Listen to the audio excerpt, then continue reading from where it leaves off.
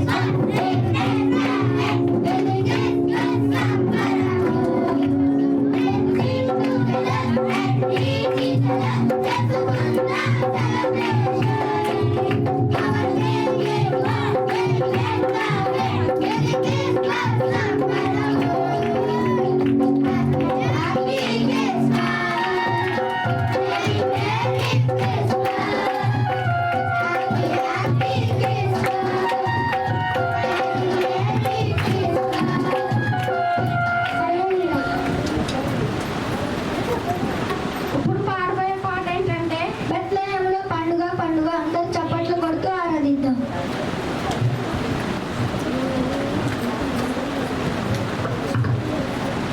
హల్లెలూయా. బెత్లెహేములో పండుగ పండుగ అసల ఆదను పండుగ పండుగ బెత్లెహేములో పండుగ పండుగ అసల ఆదను పండుగ పండుగ ఆనందం ఆశ్చర్యం నీ గొప్ప వార్త ఆనందం ఆశ్చర్యం నీ గొప్ప వార్త ఆనందం ఆశ్చర్యం నీ గొప్ప వార్త ఆనందం ఆశ్చర్యం నీ గొప్ప వార్త రాజు పుట్టాడని రాజు పుట్టాడని రాజు పుట్టాడని రాజు పుట్టాడని లోకమంతా సందడి చేద్దాం లోకమంతా సందడి చేద్దాం లోకమంతా సందడి చేద్దాం ఈ లోకమంతా సందడి చేద్దాం.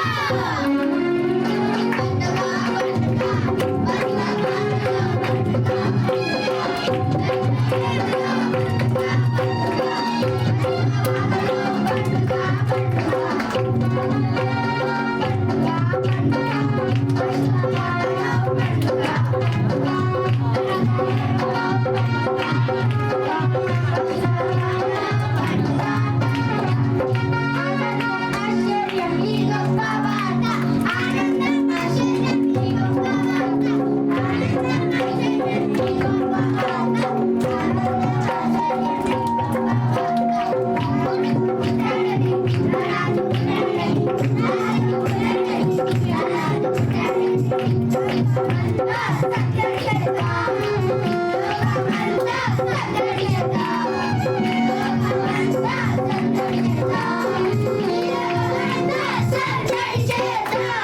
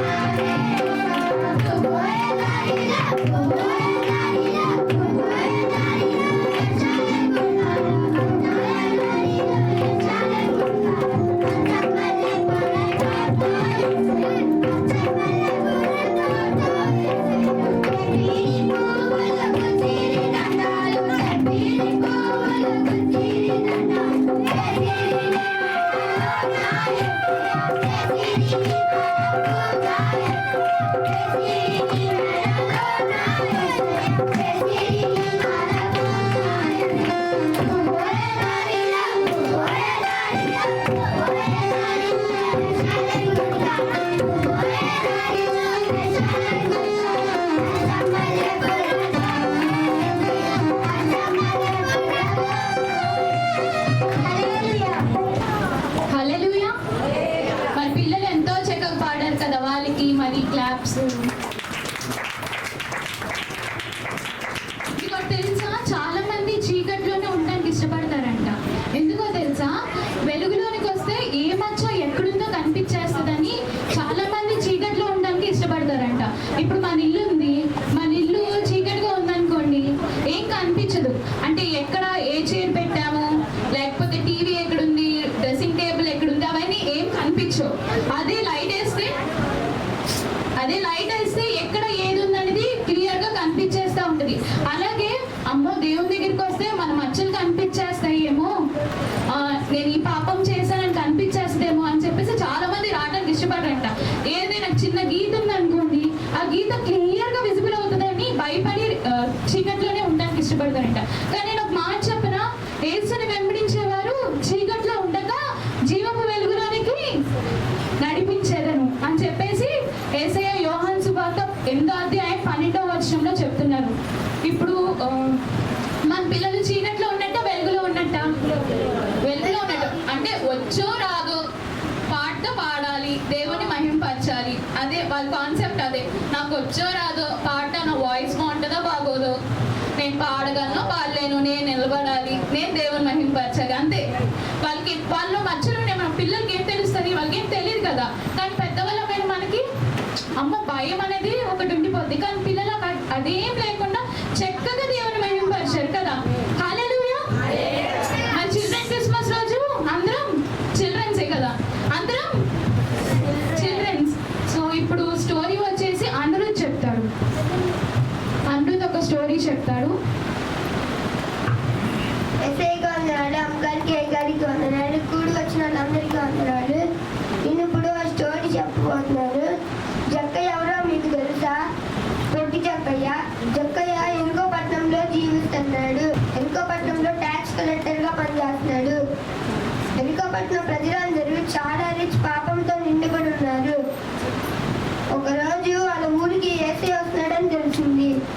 ఏసీ కార్యాలు చేశాడని జక్కయ్య కూడా వెళ్ళాలనుకుంటాడు. జక్కయ్య చాలా పొట్టిన ఉండడంతో ఏసీ ఎక్కడున్నాడు కూడా జక్కయ్య కనిపించడు. జక్కయ్య మేడి చెట్టు మీదకి ఎక్కి ఉంటాడు. ఏసీ ఏమో మేడి చెట్టు దగ్గరికి వచ్చి పైకి చూస్తే జక్కయ్య ఉంటాడు. జక్కయ్య నేను మీ ఇంటికి వస్తున్నాను అని చెప్తాడు. ఏసీ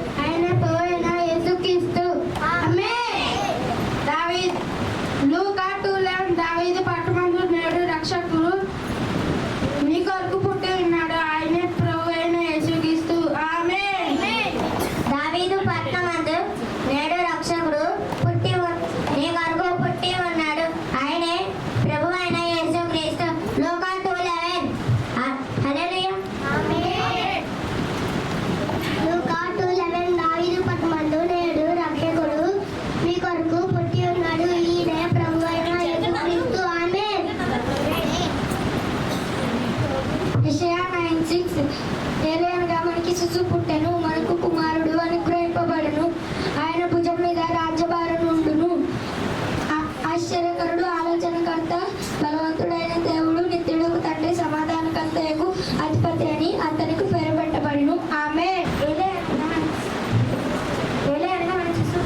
కుమారుడు అనుగ్రహించబడును.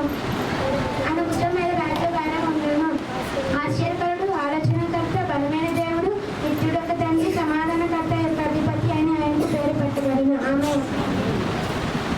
యెషయా 9:6 ఏలియాగా మనకు శిశువు పుట్టెను, మనకు కుమారుడు అనుగ్రహింపబడును. ఆయన భుజం మీద రాజ్యభారమును.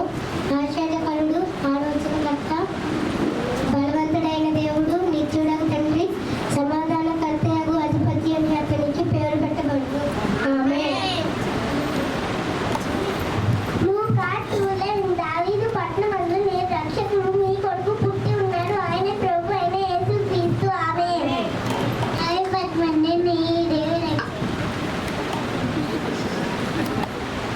మీరు రక్షకుడు పుట్టి ఉన్నారు.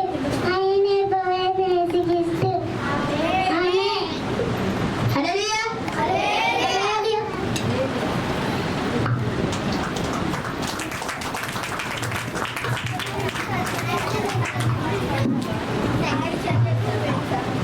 అందరూ చక్కగా చెప్పారు. దాన్ని బట్టి దేవునికి స్తోత్రాలు. హల్లెలూయా. వెలుగు యొక్క నివాస స్థలం ఎక్కడుంది? ఆయన యొద్ద ఉంది కదా. మరి ఆయన యొద్దలో అంటే ఆయన సన్నిధిలో మీరు ఉన్నప్పుడు మీరు ఎలాగ ఉండాలి? సంతోషంతో ఉండాలి. కొంచెం పిల్లల్ని ఎంకరేజ్ చేస్తూ ఉండండి. ఇప్పుడు ఈశ్వర్ వచ్చి ఒక పాట పాడతాడు.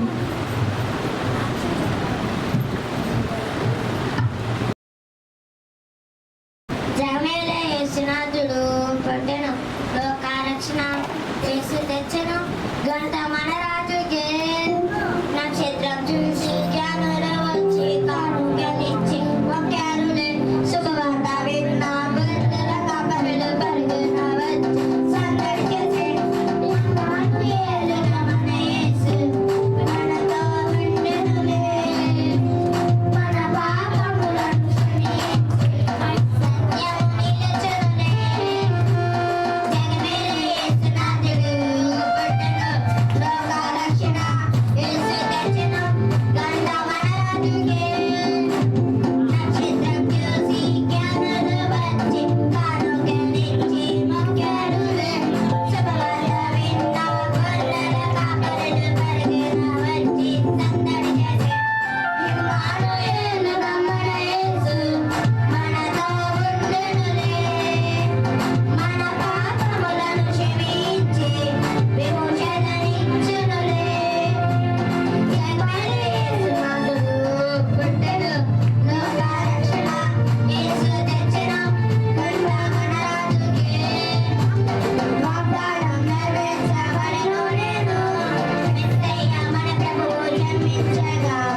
వాగ్దానం నెరవేర్చబడెను నేను, మెస్సయ్య మన ప్రభువు జన్మించగా. తానే మన తోడై సత్యము నిలుపునులే.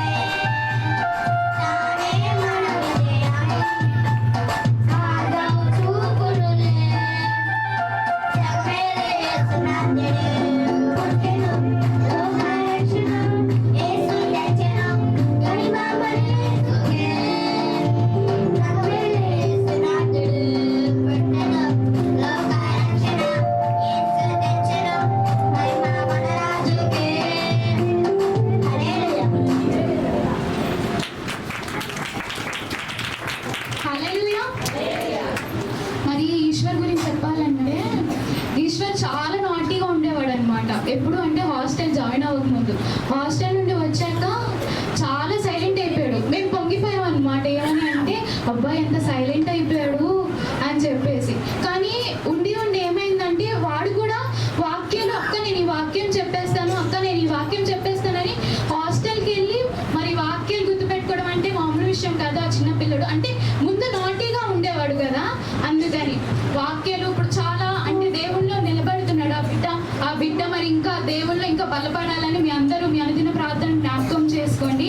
ఈశ్వర్ గురించి ప్రత్యేకంగా ఎందుకు చెప్తున్నానంటే తను నిజంగా వాక్యాలు ఒక్కొక్కటి బాగా గుర్తు పెట్టుకొని చెప్తాడు. ఇప్పుడు మీరు ఈ ప్రోగ్రాంలో మీరే అంటారు ఎందుకు నేను అలా చెప్పాను అనేది.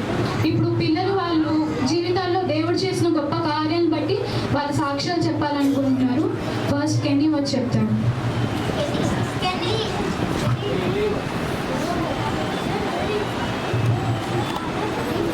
ఏసైకి వందనాలు, అమ్మగారికి అయ్యగారికి నా వందనాలు, నా సంఘస్థులందరికీ నా వందనాలు. నా సాక్ష్యం ఏంటంటే 2024లో నాకు వాంతింగ్స్ మోషన్స్ అయ్యి ఆ తర్వాత చేపల మార్కెట్ హాస్పిటల్కి తీసుకెళ్తే సెలైన్ పెట్టారు. తర్వాత హాస్పిటల్లో చలేసింది. రాజు అన్న, ప్రేమన్న, సంజయన్న, మమ్మీ, అమ్మ పిన్నమని హాస్పిటల్కి తీసుకెళ్ళి జాయిన్ చేయిస్తే జాయిన్ చేసుకున్నారు. అప్పుడు స్కానింగ్ అంతా సెలైన్ పెట్టిన తర్వాత ఆక్సిజన్ అందట్లేదు, పల్స్ పడిపోయింది అంటే ఆక్సిజన్ పల్స్ పెట్టిన తర్వాత స్కాన్ చేయాలన్నారు. స్కాన్ చేసిన తర్వాత కిడ్నీలో ఇన్ఫెక్షన్ ఉందమ్మా అని చెప్పారు. అయితే బ్లడ్ టెస్ట్ చేయాలి అన్నారు. తర్వాత బ్లడ్ టెస్ట్ చేసిన తర్వాత అమ్మగారు అయ్యగారు మన సంఘస్థులు వచ్చి ప్రార్థన చేసి వెళ్ళారు. ఆ తర్వాత రిపోర్ట్స్ వచ్చినాయి, రాను మళ్ళీ వచ్చినాయి. దేవుడు ఎంతో నాపై కృప చూపించి నా ఒంట్లో ఉన్న రోగాన్ని అంతా తొలగించాడు. ఈ చిన్న సాక్ష్యం దేవుడు దీవించను కాక. ఆమేన్.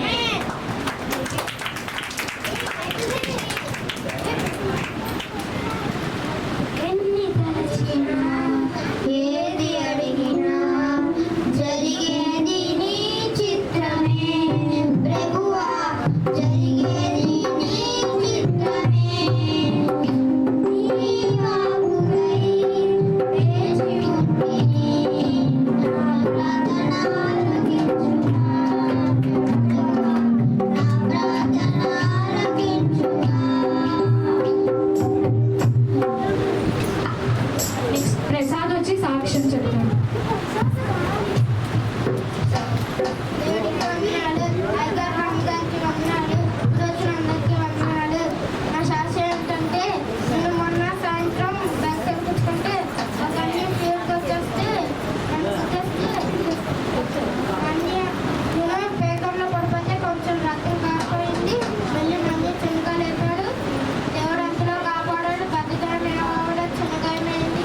మళ్ళీ అప్పుడు కూడా టైఫాయిడ్ వచ్చినప్పుడు కూడా దేవుడు అంతలో కాపాడాడు. నా చిన్న శాస్త్రం దేవుడు జీవించిన దాకా.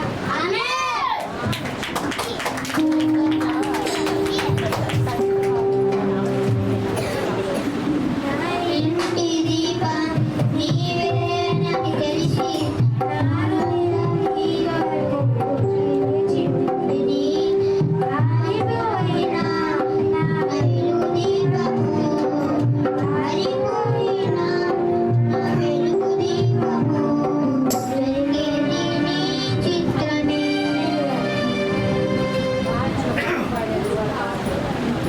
దేవుడికి వందనాలు, అమ్మగారికి అయ్యగారికి వందనాలు, ఈ కూడు వచ్చిన వాళ్ళందరికీ వందనాలు. నేను చెప్పే సాక్ష్యం ఏంటంటే నేను షాప్కి వెళ్ళినప్పుడు నా వెనకాల కుక్కెండ పడింది. దేవుడు ఎంతో మేలు చేశాడు. పెద్ద గాయం జరగకుండా చిన్న గాయం అయింది. మళ్ళీ వరదలు వచ్చే టైంకి అమ్మగారు అయ్యగారు తల్లిదండ్రులా చూశారు. మేము వరదలు తగ్గినాక మేము అక్కడ ఉండగలిగాము. మళ్ళీ మేము మధ్యాహ్నం 2 కల్లా ఇక్కడికి వచ్చాం. అప్పుడు కరెంటు పోయింది. అప్పుడు నుంచి 6:30 దాకా అసలు కరెంటే రాలా.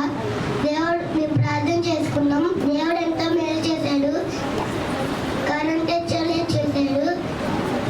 ఈ చిన్న సాక్ష్యం దేవుని తీర్చుందా. ఆమేన్.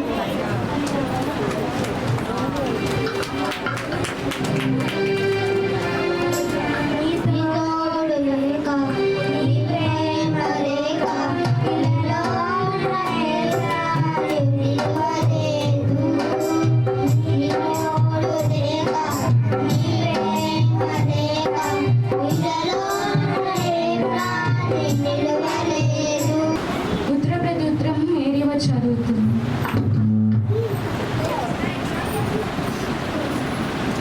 దేవుడి నామానికి నా వందనాలు. ఈ అవకాశం ఇచ్చిన దైవజనునికి నా వందనాలు. కీర్తనల గ్రంథము 119వ సంకీర్తన 145 నుంచి ఉత్తర ప్రత్యుత్తరంగా చదువుతున్నాం. యెహోవా, హృదయపూర్వకముగా నేను మొరపెట్టుచున్నాను. నీ కట్టడాలను నేను గైకొనినట్లు నాకు ఉత్తరమిమ్ము.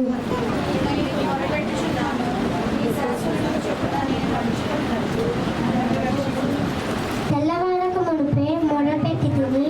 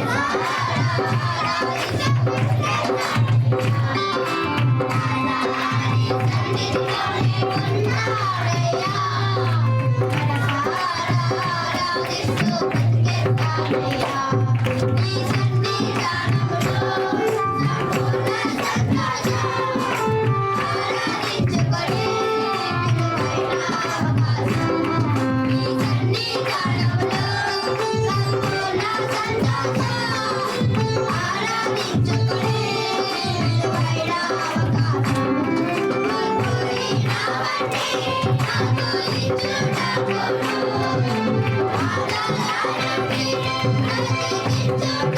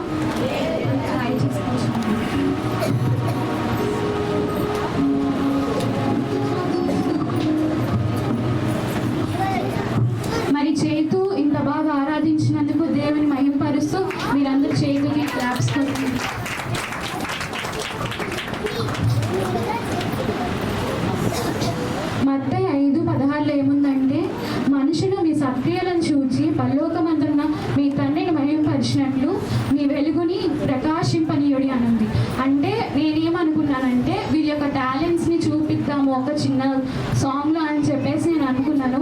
అయితే పిల్లలు పంజాబ్ స్టైల్లో ఒక సాంగ్ చేయాలని వాళ్ళు ఆశపడుతున్నారు.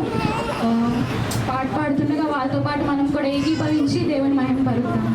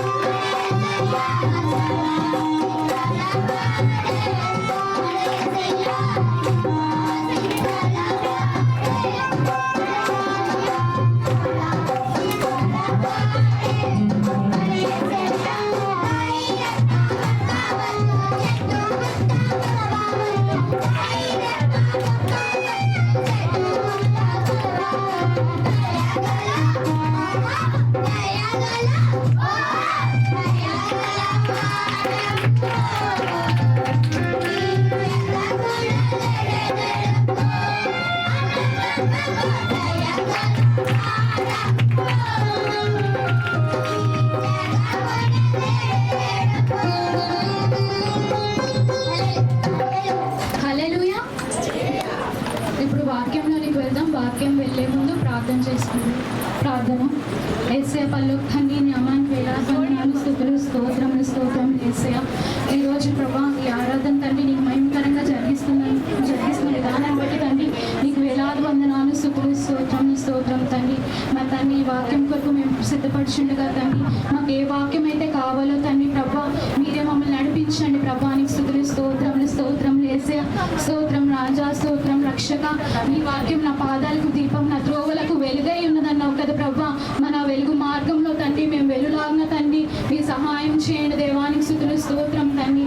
ఈ వాక్యాన్ని ప్రభా మా జీవితాలకు ప్రభా మేము వాటిని ఆచరించి ప్రభా హెచ్చరిక మాటల ద్వారా తండ్రి మా జీవితంలో తండ్రి ప్రభా నీకు లోబడే స్వభావాన్ని మాకు కలగచేయండి ప్రభా. నీకు స్తుతులు, స్తోత్రం తండ్రి. నిలబడి అర్థం చేసుకోండి మీ ప్రభా బహుబలంగా వాడుకున్నాను దేవానికి స్తుతులు, స్తోత్రం తండ్రి. నోటికి బోరుగా అవుదండి ప్రభానికి స్తుతులు, స్తోత్రం తండ్రి. యేసయ్య పరిశుద్ధాత్మ శక్తి నా బిడ్డపై కుమ్మరించండి దేవా. నీకు స్తుతులు, స్తోత్రం తండ్రి. నీ యొక్క సన్నిధి కాంతిని తండ్రి ఆ బిడ్డపై ఉంచండి దేవా. నీకు స్తుతులు, స్తోత్రములు తండ్రి ప్రభా. మేము తండ్రి ఆత్మపూర్వకంగా తండ్రి హృదయపూర్వకంగా తండ్రి ప్రభా వాక్యాన్ని వినులాగిన తండ్రి వాతావరణాన్ని అనుకూలపరచండి ప్రభా. నీకు స్తుతులు, స్తోత్రం తండ్రి. ఎటువంటి డిస్టర్బెన్స్ లేకుండా తండ్రి ప్రభా నీ నామ మహిమార్థమే తండ్రి ప్రభా బిడ్డ నిలబడలాగిన తండ్రి నీ సహాయం చేయండి దేవా. నీకు స్తుతులు, స్తోత్రములు తండ్రి. యేసయ్య స్తోత్రం తండ్రి. తను ఏమైనా చెప్పాలనుకుంటుందో ప్రభా మా తను కాదు కానీ తండ్రి నీవే మాకు చెప్పండి ప్రభా. యేసయ్య నీకు స్తుతులు, స్తోత్రం తండ్రి. మా తండ్రి ప్రభా నీకు స్తుతులు, స్తోత్రం తండ్రి. నీ యొక్క ఉపదేశము వెలుగుగా ఉన్నదని చెప్పావు కదా ప్రభా. నీకు స్తుతులు, స్తోత్రం తండ్రి. అటు వెలుగు మార్గంలోనికి ప్రభా మా తండ్రి ప్రభాని మేము తగ్గింపు స్వభావముతో తండ్రి ప్రభా మీకు లోబడిలాగిన తండ్రి మీ మాటలు మేము వినులాగిన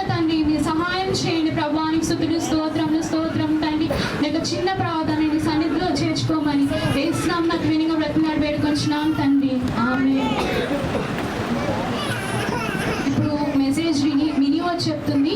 ఒక లాస్ట్ 2-3 ఇయర్స్ నుండి ఏమవుతుందంటే మినీ క్రిస్మస్ వేడుకల్లో పాల్గొవట్లేదు. అయితే ఈరోజు ఈ సంవత్సరం నిలబడింది, కానీ దేవుడు ఒక మెసేజ్ రూపంలో దాన్ని మెసేజ్ చెప్పడానికి తను సిద్ధపరుస్తున్నాడు. దాన్ని బట్టి దేవునికి వందనాలు చెల్లించుకుంటున్నాను. ఫస్ట్ టైం తను మెసేజ్ చెప్తుంది, తను మీరు ఎంకరేజ్ చేయండి, తను మీరు చెప్పట్టు తను ఆహ్వానించండి.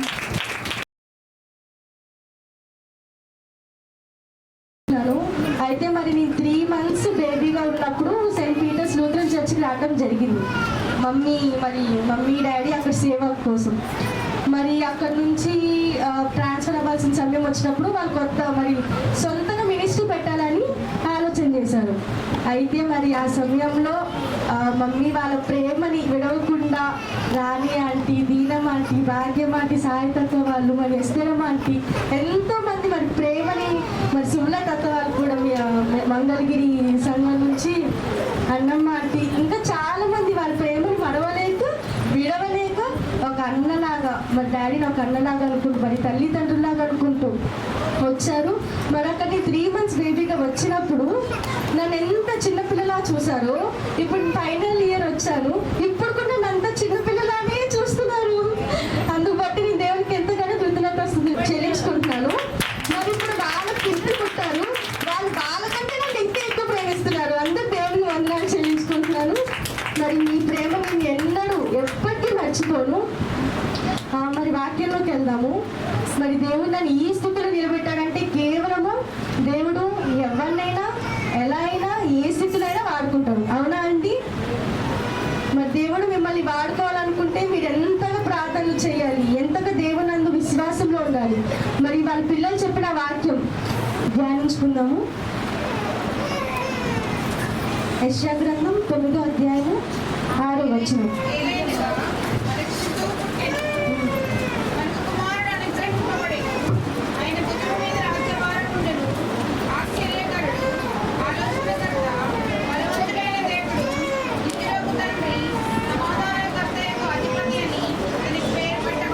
అలాగే లూకా 2వ అధ్యాయం 11వ వచనం. పిల్లలు కూడా గట్టి చెప్పాలి.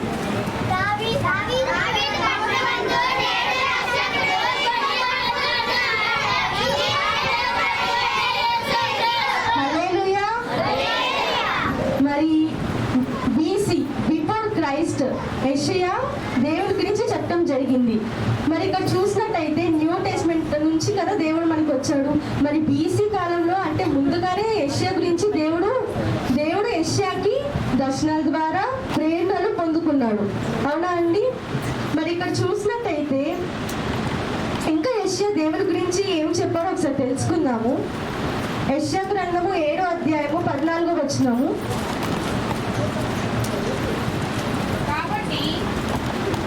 కాబట్టి ప్రభువు నానే యొక్క సూచన మీకు చూపును, ఆలకించుడి, కన్యక గర్భవతి అయి కుమారుని కని అతనికి ఇమ్మానుయేలు అని పేరు పెట్టెను.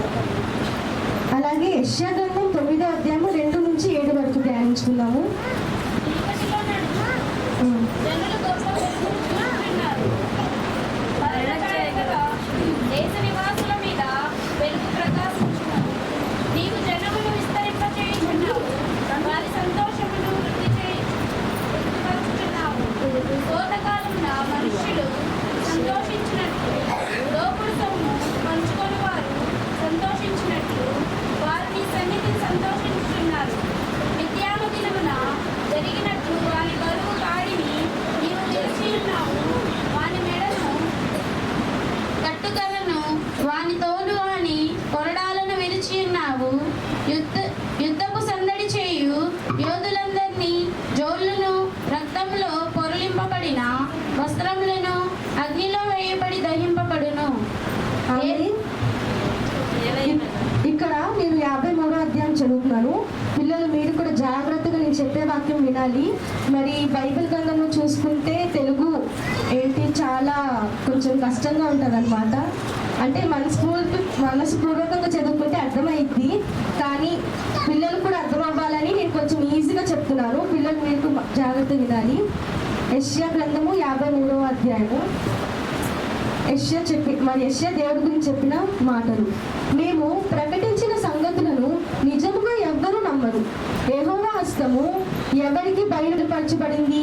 యెహోవా ఎదుట ఆయన ఒక చిన్న మొక్క వలె ఉన్నాడు, ఎండిన భూమిలో ఎదుగుతున్న మొక్క వలె పెరిగాడు. మనము ఆయనను చూడదగిన రూపముగాను తేజస్సుగాను ఏమీ లేదు. మనము ఆయనను చూడటానికి ఇష్టపడుటకు ఆయనలో ఏ ప్రత్యేకత ఏమీ మనకు కనబడదు. ఆయన నీచంగా ఎంచబడ్డాడు, మనుషుల చేత విడిచిపెట్టబడ్డాడు. ఆయన ఎంతో బాధ పొంది మనిషి, రోగం బాగా ఎదిగిన వాడు. కనీసం ఆయన కన్నెత్తి చూసేందుకు మనుషులు ముఖాన్ని దాచుకున్నారు. ఆయన నీచంగా ఎంచబడ్డాడు కనుక మనం ఆయనని లెక్కించలేదు. ఇదంతా మరి దేవుడు మన లోకానికి వచ్చినప్పుడు మనుషులు ఎట్లయితే దేవుణ్ణి చూస్తారో అని రాయబడింది అన్నమాట. 4వ వచనం చదువుతున్నాం. నిశ్చయంగా ఆయన మన వ్యాధులను భరించాడు, మన బాధలను మోసాడు. అయినా ఆయన కొట్టిన వానిగాను, హింసించిన వానిగాను, బంధించిన వానిగాను మనం తలంచం. కానీ మనం చేసిన చెడ్డ పనులకు ఆయన శ్రమ పొందాల్సి వచ్చింది. మన సమాధానం ఇచ్చిన శిక్ష ఆయన మీద పడింది. ఆయన గాయాలు మూలంగా మనకు స్వస్థత కలిగింది. దేని ద్వారా మనకు స్వస్థత కలిగిందండి? ఆయన గాయాల ద్వారా. కానీ ఆయన ఇలా చేసిన తర్వాత కూడా మన అందరము గొర్రెల వల్లే త్రోవ తప్పిపోయి తిరిగాం. అవునా? మనం మనకు ఇష్టమైన దారిలో పోయాం. మన అందరి దోషాన్ని యెహోవా ఆయన మీద వేశాడు. ఆయన బాధించాడు, హింసించబడ్డాడు, కానీ ఎన్నడూ ఎదురు చెప్పలేదు. బాధించబడుటకు తీసుకుని పోబడ్డాడు. గొర్రె వలె ఆయన మౌనంగా ఉన్నాడు. ఒక గొర్రె పిల్ల బొచ్చు కత్తిరించినప్పుడు ఎలా మౌనంగా ఉంటుందో అలా ఆయన మౌనంగా ఉన్నాడు. తాను రక్షించుటకు ఆయన నోరు తెరవలేదు. మరి అక్కడ రాజు దేవుడికి అవకాశం ఇచ్చారు, ఆయన రక్షించుకోవచ్చు. కానీ ఎవరి కోసం మౌనంగా ఉన్నారు? కేవలం మన కోసం మాత్రమే మౌనంగా ఉంటున్నారు. అవునా అండి? ఆయన అబద్ధపు తీర్పు ఉన్నాడు, బాధించబడ్డాడు, తీసుకుని పోయబడ్డాడు. ఆయన తరంలో ఈ విషయాలు ఎవ్వరు మనసుకు తీసుకున్నారు. ఆయన భూమి మీద నివాసిస్తున్న వారిలో నుండి తొలగించబడ్డాడు. నా ప్రజలు అపరాధుల కోసం ఆయన నలుగబడి ఉన్నాడు. ఆయన చనిపోయి ధనికునితో పాతి పెట్టబడ్డాడు. దుష్టులతో పాటు ఆయన సమాధి చేయబడ్డాడు. ఆయన ఎన్నడూ మోసం చెయ్యలేదు. ఆయనకు అన్నిటిలోనూ భాగం ఉంటుంది. ఎందుకంటే మనుషుల కోసం ఆయన తన ప్రాణం ఇచ్చి మరణించాడు. ఆయన నేరస్తుల ఒకనిగా లెక్కించబడ్డాడు. అనేకుల పాపాల్ని ఆయన మోసి అపరాధుల కోసం విజ్ఞాపన చేశాడు. మరి యెషయా గారు ముందుగానే మరి యేసయ్య ఎట్లాగా వస్తున్నాడు, వచ్చిన దర్శనాన్ని అక్కడ రాయటం జరిగింది. మరి అట్లానే నిజంగా జరిగిందా?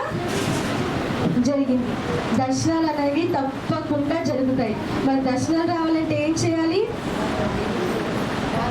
అందరం ఎంతగానో దేవుని యందు విశ్వాసంతో ఉంటే ఆయన పరిశుద్ధాత్మ ద్వారా మనకి దర్శనాలు వస్తాయండి. మరి ఇక్కడ దేవునికి 5 పేర్లు ఇవ్వటం జరిగింది. యెషయా గ్రంథం 9వ అధ్యాయం 6వ వచనంలో యేసయ్య గురించి చెప్పిన మాటలు ఏంటి? ఆశ్చర్యకరుడు. పిల్లలు చెప్పాలి, ఏంటి 5 పేర్లు? కరుడు, ఆలోచనకర్త, బలవంతుడైన దేవుడు, సమాధానకర్తకు అధిపతి అని ఆయనకి పేరు పెట్టబడ్డాడు. మరి మొదటిగా ఆశ్చర్యకరుడు గురించి తెలుసుకుందాం. అంటే మొదటిగా దేవుడికి ఇచ్చిన పేరేంటి? ఆశ్చర్యకరుడు. మరి ఇంగ్లీష్లో దాన్ని ఏమంటారు? వండర్ఫుల్. మరి ఇక్కడ చూసుకుంటే దేవుడు జన్మించడం ఆశ్చర్యమా కాదా? అంటే ఒక కన్య గర్భవతి అయి కుమార్ని కనింది. మరి ఇక్కడ చూసుకుంటే ఒక కన్య గర్భవతి అవ్వటం మనం ఎక్కడ చూడలేదు, ఎక్కడ వినలేదు. మరి కన్య గర్భవతి అయి దేవుని పరిశుద్ధాత్మ ద్వారా తను గర్భవతి అయ్యింది. ఇక్కడ దేవుని జీవితం కూడా ఆశ్చర్యమే. మరి 3.5 సంవత్సరాలు దేవుడు సేవ చేసి దేవుడు పాపలందరినీ చేర్చుకుని తన వాక్యాన్ని చెప్తూ వాళ్ళ మనసు మార్చడం జరిగింది. అలాగే ఇక్కడ చూసినట్టయితే రోగులను స్వస్థపరిచారు. ఆశ్చర్యకరమే కదండి. దేవుడు ఎంతమంది రోగులను, ఎంతమంది అనారోగ్యంతో ఉన్న వాళ్ళను, ప్రతి రోగము ఆయనకి ఎరుగునవాడు. ప్రతి రోగము ఆయనకి తెలుసు. ఎటువంటి రోగాలు ప్రతి ఒక్కటి అన్ని తెలుసు దేవుడికి. మరి అక్కడ వచ్చినప్పుడు, ఈ లోకానికి వచ్చినప్పుడు దేవుడు ఎంతమంది రోగులను స్వస్థపరిచారు. మరి దేవుడు చనిపోయి తిరిగి లేచాడు. అది ఆశ్చర్యకరమే కదండి. అందరు చనిపోవడం చూసాం మనం, దాన్ని తిరిగి లేవటం చూసామా? లేదు. కానీ మన దేవుడు తిరిగి లేచాడు. మరి దేవుడు చనిపోయినప్పుడు ఈ లోకం అంతా చీకటితో నిండిపోయిందనమాట. మొత్తం దేవుడు చనిపోయాక లోకమంతా డార్క్గా అయిపోయింది, చీకటితో. తర్వాత భూకంపం వచ్చింది. మరి ఆ తర్వాత 3 రోజుల తర్వాత దేవుడు లేచాడు. Resurrection gives us hope and eternal life. మనకు నిరీక్షణను, నిత్య జీవాన్ని ఇస్తుంది అనమాట. హల్లెలూయా. ఈరోజు మనకి నిరీక్షణ, నిత్య జీవము మన ఆశ్చర్యకరమైన దేవుడు నామంలో ఉంది. మరి మన ఇక్కడ మన జీసస్ గాస్పెల్ చర్చ్లోనే చూసుకుంటే ఎన్నో అద్భుత సాక్ష్యాలు ఉన్నాయండి, అవునా? మరి మన చిన్న పాప ఒక అద్భుత సాక్ష్యం. తను పుట్టటమే ఒక సాక్షిగా దేవుని యందు నిలబడి బిడ్డ తను. హల్లెలూయా. మరి ఇక్కడ చూసుకుంటే మరి నయోమి అక్క కూడా తను ఎంతగానో దేవుని యందు మోకాల నుంచి ప్రార్థన చేసింది. ఏంటంటే ఎంతమంది డాక్టర్స్ దగ్గరికి వెళ్ళినా పిల్లలు పుట్టరని చెప్పాలంట. ఎంతోమంది డాక్టర్స్ చెప్పారంటే ఇట్లా పిల్లలు పుట్టరమ్మా, నీకు అవకాశం లేదు. కానీ తను దేవుని యందు వచ్చి మోకాల నుంచి, దేవా నీకు అసాధ్యమనేది ఏదీ లేదు, సమస్తము సాధ్యమన్నాక దైవజనులు మరి మా సంఘస్థులందరూ ప్రార్థన చేసిన తర్వాత మనకు తెలిసిన విషయం ఏంటంటే ఇప్పుడు అక్కడికి 2 చిన్న బిడ్డలు. హల్లెలూయా. మరి తను ఎంతో సంతోషంగా ఒక సాక్షి బిడ్డగా ఉంది. మరి ఒక కుటుంబాన్ని చూసుకుంటే వాళ్ళొక అన్యుల కుటుంబం. మరి తల్లికి అనారోగ్యంతో ఉంది. హాస్పిటల్స్కి వెళ్తే ఏ వైద్యుడు చెప్పాడు, లేదు దీనికి క్యూర్ అనేది ఉండదన్నమాట. ఏం ఆపరేషన్ ఉండదు, దీనికి మెడిసిన్ ఉండదు, స్లోగా వ్యాధి పెరుగుతూ వస్తుంది, దాన్ని తగ్గించడం ఏముండదు, ఇంకేం చేసేది లేదు, మీరు చాలా జాగ్రత్తగా చూసుకోండి, ప్రేమించండి, మంచిగా చూసుకోండి అని చెప్పడం జరిగింది. కానీ ఒక దేవుని విశ్వాసురాలు, మరి దేవుడు ఏదో విధంగా ఏర్పాటు చేసుకుంటారు కదా, దేవుడు వాడుకోవాలంటే ఎవరినైనా ఎక్కడైనా వాడుకుంటారు. హల్లెలూయా. అలా మన దేవుని విశ్వాసురాలు అక్కడికి వెళ్ళటం జరిగింది. వెళ్ళిన తర్వాత వాళ్ళు తెలుసుకుని, అవునా అమ్మ, సరే నేను కూడా మరి ఒకసారి ప్రార్థన చేసుకుంటాను. వాళ్ళు మరి ఒక్కరికి మన కుటుంబంలో ఎవరికైనా అనారోగ్యంతో ఉందనుకోండి, ఎలా చేస్తాం మన ప్రార్థన? మన హృదయం ఎంతో భారంగా అయిపోయింది. అసలు కుటుంబంలో ఎవరికైనా అప్పులు ఉందనుకోండి, ఎంత బాధ వేసింది, అవి తీర్చాలి. ఎవరికైనా అసలు చెప్పలేని బాధలు ఉన్నాయనుకోండి, అసలు ప్రార్థన చేయాలనిపిస్తుంది, దేవుడా నా ఆశలు తీర్చేయ్యా, నాకున్న శ్రమలు తీసివేసేయండి వేసేయ అని ఎట్లా ప్రార్థన చేసుకుంటాం. సంతోషం వచ్చినప్పుడు అవేం గుర్తు రావులేండి. సంతోషం వచ్చినప్పుడు అసలు అందరూ దేవుడిని మర్చిపోతారు. సంతోషం వచ్చిన దేవుని యందు మోకాలుంచి, దేవా ఇప్పుడు నువ్వు సంతోషంగా ఉన్నామంటే నీ వల్లనేనయ్యా, అందరూ నీ కృతజ్ఞతాస్తుతులను చెల్లించుకోండి. అక్కడే మీ విశ్వాసం అనేది బయటపడుతుంది అనమాట. మీ సంతోషంలో దేవుడి విశ్వాసం చూస్తాడు, మీ బాధలో విశ్వాసం చూస్తాడు. దేవుని యందు అందరూ సంతోషంగా ఉన్నప్పుడు, బాధతో ఉన్నప్పుడు, ఏ స్థితిలో అయినా సరే దేవుని ప్రార్థన చేయండి. ప్రార్థన అంటే దేవునితో మాట్లాడటం అంతే. మీకు ఏదైతే ఉందో అదంతా దేవునితో మాట్లాడుతూ ఉండండి. దేవుడు మీ ప్రార్థనలు తప్పకుండా ఆలకిస్తాడు. ఆమేన్. మరి అలాగే ఆ కుటుంబంలో తను వచ్చి ప్రార్థన చేసుకుని, మరి కుటుంబం అంతా ప్రార్థన చేసుకోవడం జరిగిన తర్వాత వాళ్ళు మన దేవుడు ఎవరండి? అసాధ్యమైనది ఏదీ లేదు, సమస్తము సాధ్యమై ఉన్నది కదా. అటువంటి రీతిగానే మరి వాళ్ళ తల్లికి అనారోగ్యంతో ఉన్న మరి ఆ బిడ్డను దేవుడు స్వస్థపరిచాడు. మరి మన డాక్టర్ ఎవరండి? యేసయ్య. మరి అట్లానే దేవుడు మన కుటుంబాన్ని స్వస్థపరిచారు. మరి వాళ్ళ దేవుడిని నమ్ముకోవటం మొదలు పెట్టారు. మరి దేవుని యందు ఎంతగానో వాళ్ళు విశ్వాసంతో ఉన్నారు. కానీ బంధుమిత్రులు ఎవరు, స్నేహితులు ఇంకా ఉంటారు కదా, అందరూ మనకి ఇష్టమే. కానీ మీరు ఎందుకు అందులో మారిపోయారు? ఇంకా మాట్లాడుతూ ఉంటారు. ఒకటి జ్ఞాపకం చేసుకోండి, బంధుమిత్రులు ఎన్ని మాట్లాడినా సరే, స్నేహితులు ఎన్ని మాటలు మాట్లాడినా సరే, మీరు దేవుని యందు మాత్రమే నమ్మకం ఉంచండి. మరి ఈ లోకంలో ఉండేది కేవలం కొద్ది కాలం మాత్రమే. మిమ్మల్ని ఎంతమంది అవమానిస్తున్నా సరే, ఎంతమంది మిమ్మల్ని అసహించుకుంటున్నా సరే, మీరు అందరినీ సమానంగానే ప్రేమించండి, ద్వేషించుకోండి. మర్చిపోవద్దు. సమానంగానే ప్రేమించండి. ఎందుకంటే ఈ లోకంలో మనం కొద్ది కాలం మాత్రమే ఉంటాం. మనకు అసలైన జీవితం ఎక్కడుంది? పరలోక రాజ్యంలో ఉంది. మరి మన జీవితం ఎక్కడుంది? అసలైన జీవితం పరలోక రాజ్యంలోనే ఉంది. అక్కడ ఎంతో సంతోషం. ఇక్కడ అన్ని మనకి బాధలు, శ్రమలు అన్ని మనకి ఇక్కడ అన్ని సమస్యలే ఉన్నాయి. ఇవి సమస్యలన్నీ కూడా కొద్ది కాలం మాత్రమే ఉంటుంది. మనం ఇప్పుడు ఇంకా బ్రతికే ఉన్నాము. వచ్చే క్షణం మనం ఉంటామో లేదో తెలీదు, అవునా? ఇప్పుడు మనం బయటికి వెళ్తే మనం ఏమవుతామో మనకు తెలీదు. కానీ ఇప్పటికీ దేవుడు మనల్ని నిలబెట్టాడంటే, ఆయన సజీవ లెక్కలో మనల్ని నిలబెట్టాడంటే, ఆయన మన పట్ల చిత్తం ఏదైతే ఉందో మనం నెరవేర్చాలి. మరి నెరవేర్చాలంటే మనం ఎటువంటి రీతిగా ఉండాలో ఒకసారి మీరే మరి ఆలోచించండి. మనం ఇంకా పాపంలో ఉండిపోయామేమో. మరి మరణిస్తూ మనం వెళ్ళాల్సింది ఎక్కడికో లేదు, నరకమే. భయంకరమైన ఏముంటుంది అక్కడ? అగ్ని, పురుగులు పాకి మనల్ని తినటం జరుగుతూ ఉంటుంది. ఇప్పుడు వంట చేస్తున్నప్పుడు చిన్న ఆయిల్ వచ్చి మన చేతి మీద పడితేనే మంట అంటాము. అదొక నొప్పి ఉంటుంది మనకి. ఇప్పుడు ఈ చిన్న గాయాలే మనం తట్టుకోలేకపోతున్నాం. ఇప్పుడు స్టవ్ మీద ఒక గంట సేపు వేడి నీళ్ళు ఉంచండి, ఉంచి ఒంటి మీద వేసుకుంటే ఎలా ఉంటుంది? దీనికి ఇంత అల్లాడిపోతే మన నరకంలో భయంకరమైన వేదన. ఆ వేదన తట్టుకోకూడదని కదా దేవుడు మనకు ప్రణాళిక ఇచ్చాడు. మరి ఆ ప్రణాళికను సద్వినియోగం చేసుకోకుండా, అమ్మో నేను వీడి దగ్గర దేవుడి గురించి మాట్లాడితే వీడు నన్ను అవమానిస్తాడు, ఎక్కిరిస్తాడు అది అసలు ఆలోచించొద్దు. ఎందుకంటే మనం ఇక్కడ ఉండే కొద్ది కాలం మాత్రమే. ఎంతమంది అయినా అసహించుకొని మనకు అవసరమే లేదు. వీళ్ళందరూ కూడా పరలోక రాజ్యంలో చేర్చబడాలని మనం సువార్త ప్రకటిస్తున్నాం తప్ప మనకేముంది చెప్పండి?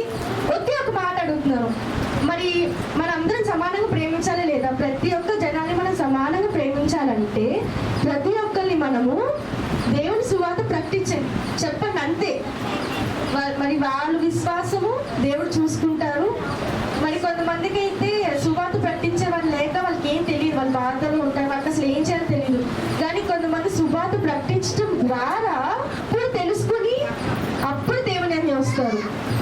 ప్రతి ఒక్కరు పరలోక రాజ్యానికి చేర్చబడాలంటే మీరు సువార్త ప్రకటించాలి.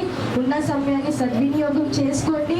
మనం ప్రతి ఒక్కరము దేవుని పరలోక రాజ్యంలో ఆరాధించాలని నేను మనస్ఫూర్తిగా కోరుకుంటున్నాను.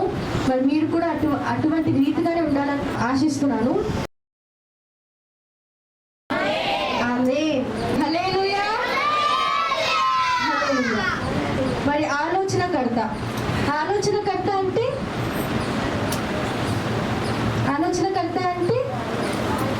ఒక జ్ఞానమైన మాటలతో నడవడం అన్నమాట. మరి దేవుడి లోకానికి వచ్చినప్పుడు కొంతమంది కొన్ని ఆలోచనలు, అంటే వారికి కొన్ని సమస్యలు ఉండటం వల్ల దేవుని దగ్గరికి వచ్చి వాళ్ళ సమస్యలు చెప్పుకోవడం జరిగింది. సమస్యలు చెప్పుకోవడం వల్ల దేవుడు కొన్ని ఆలోచనలు ఇచ్చారు వారికి. ఆలోచన ఇవ్వటం జరగటం వల్ల వాళ్ళు ఏం పొందారండి? అవును, ఆదరణ పొందారు. మరి వాళ్ళ దేవుడు కొంచెం జ్ఞానం ఇవ్వటం వల్ల వాళ్ళ కుటుంబంలో మరి ఏమేమి చేసుకోవాలో కొంచెం ఆలోచన రావటం వల్ల అటువంటి రీతిగా నడిచారు. ఆమేన్.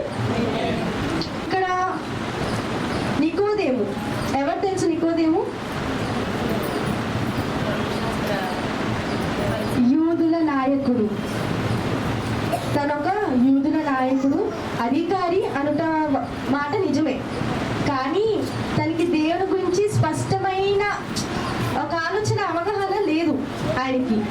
మరి దేవుడి లోకానికి వచ్చినప్పుడు తను ఒకటి గమనించాడు, నేను ఒక యూదుల రాజును కదా. మగ్దలేనే మరియా ఉంది, తనకి ఏమైంది? దురాత్మ శక్తులు, దయ్యము పట్టడం జరిగినప్పుడు నికోదేము అక్కడికి వెళ్ళారు. మరి దాన్ని తొలగించాలని, దాని నుంచి విడిపించాలని తన లోపలికి వెళ్ళి ప్రార్థన చేశారు. కానీ అక్కడ ఏం కాలేదన్నమాట. కానీ అదే సమయంలో దేవుడు లోకానికి రావటం జరిగింది. మరి అక్కడ యేసయ్యకి అసాధ్యమైనది ఏదీ లేదు, సమస్తము సాధ్యమై ఉన్నది. కాబట్టి మరి మగ్దలేనే మరియా నుంచి ఆ దురాత్మ శక్తులను లయపరిచేశారు. ఆమేన్. మరి లయపరిచినప్పుడు నికోదేము యూదుల రాజు కదండి. కాబట్టి తను ఏంటంటే ఈయనలో ఏదో ఉంది, ఈయనలో అంటే నిజంగానే దేవుడు కుమారుడు అనే ఒక ఆలోచన వస్తుందన్నమాట. మరి తను దేవుణ్ణి రాత్రి సమయమున దేవుని అందు వచ్చి యేసుతో సమస్త కార్యములను మనసు విప్పి మాట్లాడారు. అసలు ప్రతి ఒక్క విషయాన్ని మనసు విప్పి ప్రతి ఒక్క మాటలు తనకి ఏదైతే అన్ని డౌట్స్ ఉన్నాయో, అంటే ఒక దేవుడి నుండి ఒక ఆలోచన రావడానికి అనమాట. మరి అట్లా చెప్పడం జరిగినప్పుడు దేవుడు ఒక చక్కటి ఆలోచన ఇచ్చాడు. దేని గురించి? నీటి మూలంగా ఆత్మ మూలంగా అనే దాని గురించి ఒక క్లారిటీ ఇచ్చారనమాట, ఒక ఆలోచన ఇచ్చారు దాని గురించి. మరి ఇక్కడ యోహాను సువార్త 3:11 మేము ఎరిగిన సంగతియే చెప్పుచున్నాము, చూచిన దానికి సాక్ష్యం ఇచ్చుచున్నాము, మా సాక్ష్యమును మీరు అంగీకరింపరని మీతో నిశ్చయంగా చెప్పుచున్నాము. హల్లెలూయా. అయినా మీరు మేము చెప్తున్న వాటిని అంగీకరించరు. ఇది ఎవరు చెప్తున్నారు? యేసయ్య నికోదేముతో చెప్తున్నారు. నేను మాట్లాడిన ప్రాపంచిక విషయాలను గురించి మేము నమ్మలేదు. అటువంటిప్పుడు పరలోక విషయాలు మాట్లాడితే ఎలా నమ్ముతారు? పరలోకం నుండి వచ్చిన మనుష్య కుమారుడు తప్ప పరలోకంలో ఎవ్వరు ఎన్నడూ వెళ్ళలేదు. ఆమేన్. మరి ఇక్కడ యేసయ్య నికోదేముతో చెప్తున్నారు, ఈ లోక విషయాలు చెప్తుంటేనే నమ్మట్లేదు, మరి పరలోక విషయాలు చెప్తే ఎట్లా నమ్ముతారు? అవునా అండి? లోకమైన విషయాలు చెప్తేనే మరి ఏదో మాట్లాడుతున్నారులే అని అనుకుని వదిలేయటమో మరి ఏదో జరుగుతుంది. మరి లోకమైన విషయాలు చెప్తేనే వాళ్ళు నమ్మట్లేదు, మరి పరలోకమైన విషయాలు దేవుడు చెప్తేనే నమ్ముతారు. మరణించిన వాళ్ళు ప్రతి ఒక్కరు పరలోకానికి, మరి దేవుడి రాజ్యానికి వెళ్తున్నప్పుడు వాళ్ళు మళ్ళీ తిరిగి కిందకు రారు కదండి. ఒకసారి చనిపోయిన వాళ్ళు మళ్ళీ తిరిగి వస్తారా? రారు. మరి దేవుడిని ఏకైక కుమారుడిని లోకానికి పంపించాడు. దేవుడు ఎక్కడి నుంచి వచ్చారు? పరలోక రాజ్యం నుంచి వచ్చారు. మరి దేవుడు మాత్రమే అక్కడ విషయాలు అన్ని ప్రతి ఒక్కరు మనకి చెప్పాల్సింది, కానీ లోకమైన విషయాలే వాళ్ళు చెప్తుంటే వినట్లేదు. ఇంకా వాళ్ళు మరి పరలోక విషయాలు ఏమి నమ్ముతారండి? నాకు ఈ మాట ఎందుకో చాలా నచ్చుతుంది. మరి ఇక్కడ సమరయ స్త్రీ గురించి ఎవరెవరు తెలుసండి? సమరయ స్త్రీ, తనకి 5 భర్తలు, కానీ తన హృదయంలో డిస్సాటిస్ఫాక్షన్ ఉంది, అంటే అసంతృప్తిగా ఉందన్నమాట. అయితే తన ప్రాణంలో తీరని దాహంతో ఉండగా తన కుండలు పట్టుకుని బావి దగ్గరికి రావడం జరిగింది. అక్కడ యేసయ్య ఉండటం జరిగింది. మరి అక్కడ ఉన్నప్పుడు తన బావిలో నీళ్లు తీసుకుంటూ ఉండగా దేవుడు అక్కడ సమరయ స్త్రీతో దేని గురించి చెప్పడం జరిగిందంటే, ఎవరు తెలుసు? సమరయ స్త్రీతో దేవుడు ఏ విషయం గురించి మాట్లాడాడు? జీవజలం గురించి మాట్లాడాడు. మరి ఇక్కడ ఎక్కువ సమయం లేదు, ఎందుకంటే మనకి ముందు పిల్లల డ్యాన్స్లు ఇంకా సంస్కారాధన ఈరోజు చాలా సమయం అయిపోతుంది, కాబట్టి కొద్ది సమయం మాత్రమే కేటాయించాలనుకుంటున్నాను. మరి సమరయ స్త్రీ గురించి నేను మొత్తం చెప్పలేను. అయితే మీరు దాని గురించి తెలుసుకోవాలి అనుకుంటే యోహాను సువార్త 4:5-30 వరకు ఇంటికి వెళ్ళి మరి సమరయ స్త్రీ గురించి తెలుసుకోవాలనుకుంటే మరి చదవాలని ఆశిస్తున్నాను. మరి దేవుడు జీవజలం గురించి చెప్పిన తర్వాత తన కుండని వదిలేసి పట్టణానికి వెళ్ళి మెస్సయ్య గురించి చెప్పడానికి వెళ్ళింది అనమాట. ఎందుకంటే తనకు తెలుసు మెస్సయ్య ఒక రోజున వస్తాడు అని. అందుకే సంతోషంగా పట్టణానికి వెళ్ళిపోయి మెస్సయ్య గురించి చెప్పడానికి వెళ్ళింది అనమాట. మరి ఇక్కడ దేవుని శిష్యులు, దేవునికి ఎంతమంది శిష్యులు? 12 మంది శిష్యులు. వారందరూ ఎవరండి? మనలానే కామన్ పీపుల్. కానీ 3.5 years వాళ్ళు దేవునితో సేవ చేస్తూ వెళ్ళారు. దేవుడు చేసిన ప్రతి ఒక్క కార్యాన్ని చూసుకుంటూ, దేవుడు ఎంతమంది అనారోగ్యాన్ని స్వస్థపరిచారో చూశారు, ఎంతమందిని కుష్టి రోగాలతో ఉన్న వాళ్ళని స్వస్థపరిచారు, ఎవరైతే బ్లైండ్ పీపుల్ గుడ్డి వాళ్ళని స్వస్థపరిచారు, మాటలు రాని వాళ్ళకి, మోగ వాళ్ళకి స్వరాన్ని ఇచ్చారు, ఎంతో మందిని. ఇది అది లేదు అని చెప్పడానికి ఏం లేదు. మరి ఎంతో మందిని స్వస్థపరిచారు. మరి లాజరస్ని, చనిపోయిన లాజరస్ 3 days తర్వాత తనని ఏం చేశారు? తనని బ్రతికించారు. తనని లాజరస్ కమ్ అవుట్ అంటం వల్ల ఒక్క మాటతో లాజరస్ లేచాడు. హల్లెలూయా. మరి ఇక్కడ చూసుకున్నట్టయితే దేవుడితో శిష్యులు 3.5 సంవత్సరాలు ఉన్నారు. చక్కటి మంచి ఆలోచనలు దేవుడి నుంచి తెలుసుకుని మరి వాళ్ళు ఎంతగానో బలమైన సేవకులుగా మారారనమాట. ఇప్పుడు ఆ సేవకులు ఎలా ఉన్నారండి? హిస్టరీలోనే చూసుకుంటే మరి వాళ్ళ చరిత్రలోనే గుర్తుండేలాగున్నారనమాట. మరి మన ఇండియాకి ఎవరు వచ్చారు శిష్యుల్లో? ఒకళ్ళు తోమా. మరి వాళ్ళు ఎక్కడైతే సువార్త లేదో అక్కడ చెప్పాలని మన ఇండియాలో లేకపోతే మరి చెన్నై మరి థామస్ ఇండియాకి వచ్చి సువార్త చెప్పడం జరిగింది. ఇక్కడ నేను ఒక ఎగ్జాంపుల్గా మరి ఇక్కడ ఒక విషయం చెప్పాలని కోరుకుంటున్నాను.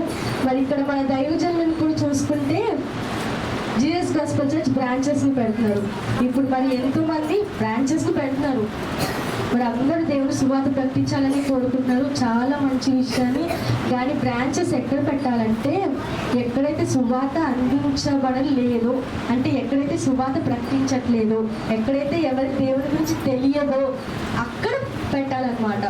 ఇప్పుడు చాలా మంది కుటుంబాల్లో సమస్యలతో ఉండిపోతారు. మరి వాళ్ళకి తెలియదు ఏం చేయాలో, వాళ్ళకి ఏం తెలియదు. ఇప్పుడు మనకంటే సమస్యలు వస్తే మనకి ఒక తెలుసు ఏంటి, దేవుడికి ప్రార్థించాలని తెలుసు. మనకి దేవుడు ఉన్నాడనే ధైర్యం మనకైతే ఉంది. దాన్ని ఎంతోమంది కుటుంబాల్లో వాళ్ళకి తెలియక ఉంటారనమాట. మరి ఇట్లా బ్రాంచ్ పెట్టడం వల్ల దాంట్లో మనము ధనం కోరట్లేదు. ఒక్కరైనా మందిరానికి వచ్చి దేవుడి గురించి తెలుసుకుంటే చాలు, వాళ్ళకి ఒక ధైర్యం వస్తుంది. ఏ ధైర్యం? దేవుడు నా పక్షాన ఉన్నాడనే ధైర్యం వస్తుంది అనమాట. మనందుకు తెలియలేని ప్రాంతాల్లో బ్రాంచెస్ పెట్టి అక్కడ సేవను కొనసాగిస్తున్నారు.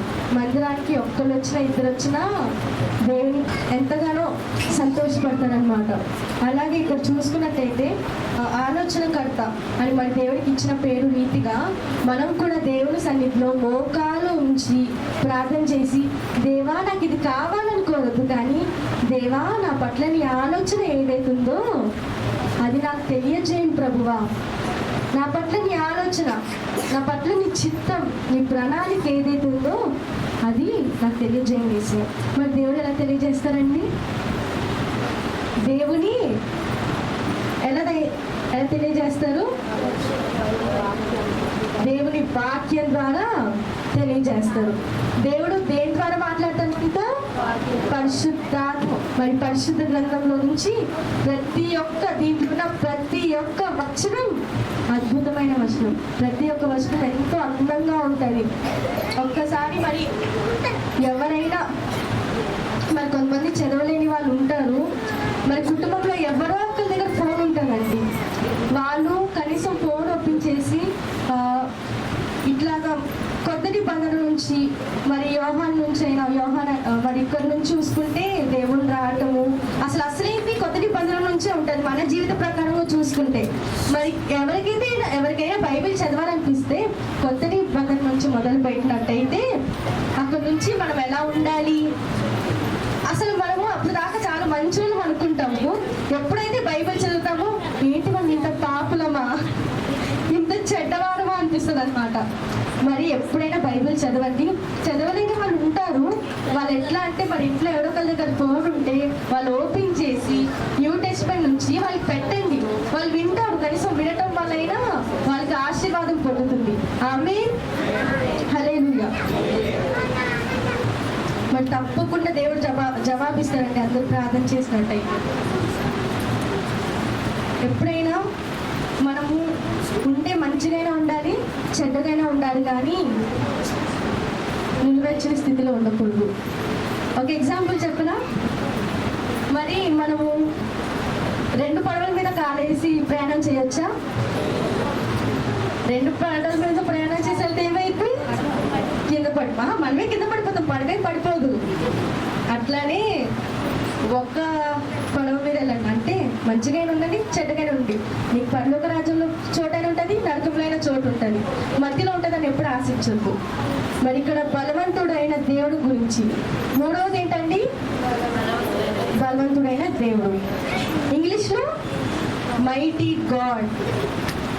దేవునికి సమస్తము ఆయన ద్వారా కలిగింది.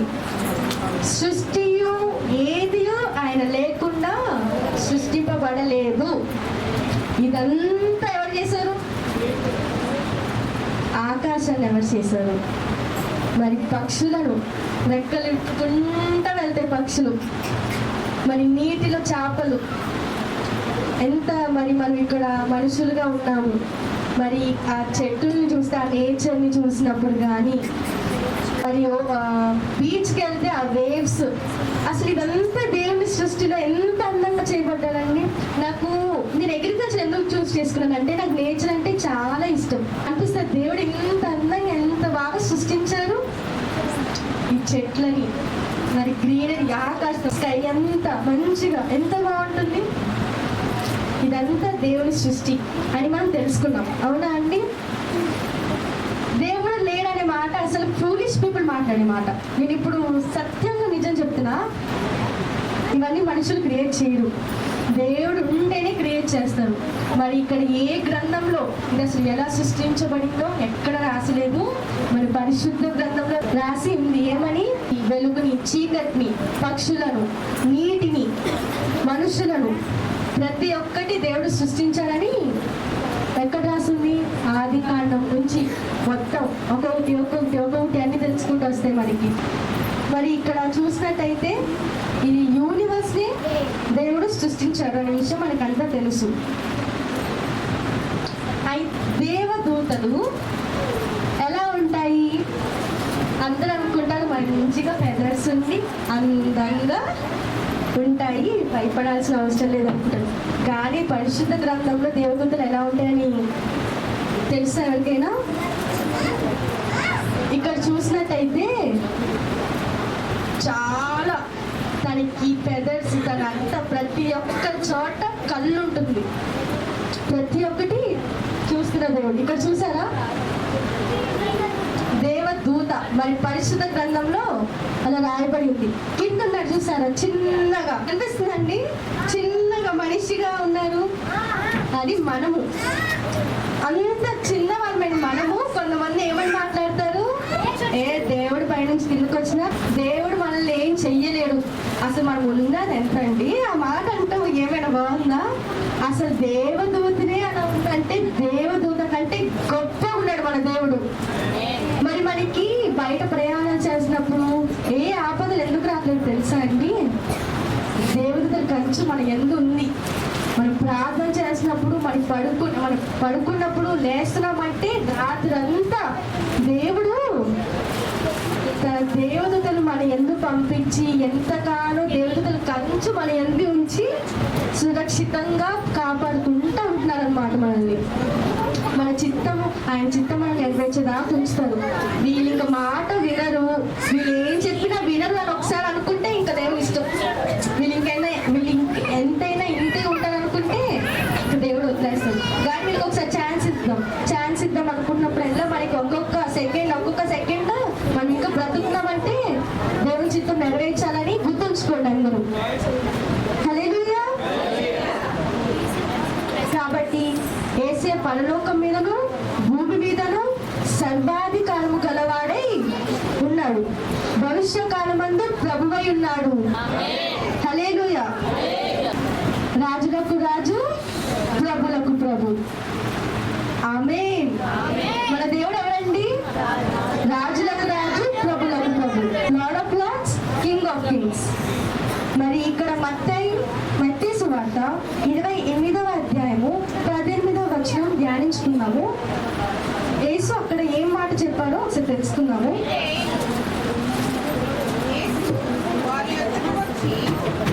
యేసు వారి యొద్దకు వచ్చి, పరలోకమందును భూమి మీదను నాకు సర్వాధికారము ఇయ్యబడి ఉన్నది, కాబట్టి మీరు వెళ్ళి సమస్త జనులను శిష్యులుగా చేయుడి. ఈ మాట ఎంత నిజం? సర్వాధికారం గల యేసు దగ్గర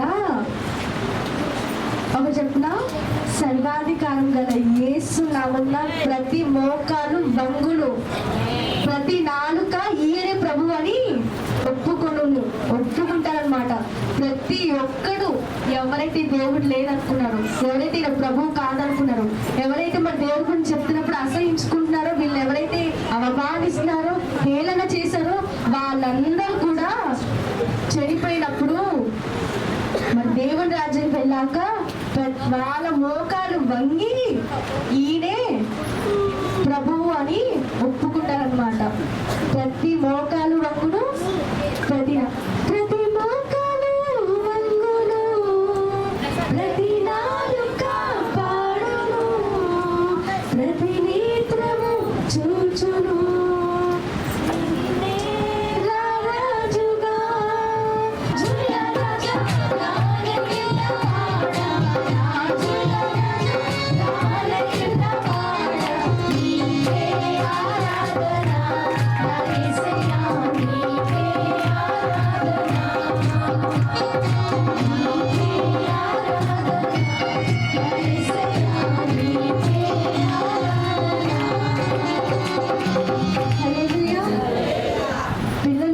మీరందరూ మంచి వినాలని నేను చాలా ఈజీగా చెప్తున్నాను. నేను పచ్చి తెలుగులో కూడా మాట్లాడట్లేదు. ఒకవేళ నేను మాట్లాడిన తప్పులు వస్తాయేమో అనే భయంతో నేను మాట్లాడట్లేదు. ఎందుకంటే దేవుని వాక్యం ఎప్పుడు ఒక తప్పు ఉండకూడదు కదండి.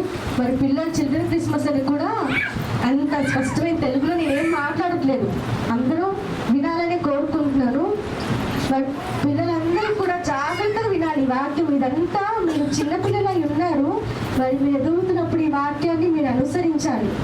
అవునా?